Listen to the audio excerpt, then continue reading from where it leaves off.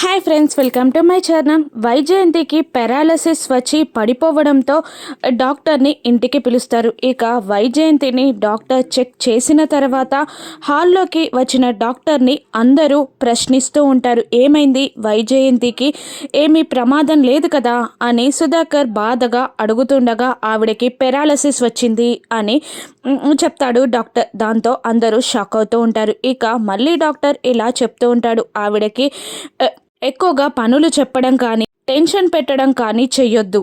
ఆవిడని జాగ్రత్తగా చూసుకోవాలి. ఆవిడ బాధపడే పనులు కానీ ఆవిడ స్ట్రెస్ తీసుకునే పనులు కానీ ఏవి చెయ్యొద్దు. ఆవిడని చాలా జాగ్రత్తగా చూసుకోవాలి. మీకు చూసుకోవడం చేత కాకపోతే మా హాస్పిటల్కి పంపించండి అని డాక్టర్ అంటూ ఉండగా అందరూ షాక్ అయిపోతూ ఉంటారు. ఇక వెంటనే జగదాత్రి లేదు, ఇంట్లోనే ఉంచుకొని మేము జాగ్రత్తగా చూసుకుంటాం అని దాత్రి అంటూ ఉండగా, అవును డాక్టర్, మేమే మా పిన్నిని జాగ్రత్తగా చక్కగా చూసుకుంటాం అని అంటూ ఉంటాడు కేదార్ కూడా. మరోవైపు యువరాజ్ నిషిక మాట్లాడుకుంటూ ఉంటారు.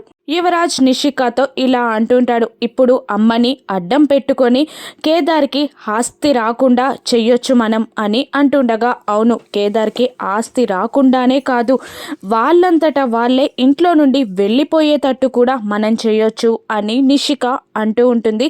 వైజయంతి పెరాలసిస్ని అడ్డం పెట్టుకొని. ఇక నిషిక వేసే ప్లాన్ ఏంటి? జగదాత్రి కేదార్లు నిజంగానే కుటుంబాన్ని వదిలిపెట్టి వెళ్ళిపోతారా? వాళ్ళ ప్లాన్స్ని ఎలా అడ్డుకుంటారో రానున్న ఎపిసోడ్స్లో చూద్దాం. Thank you for watching.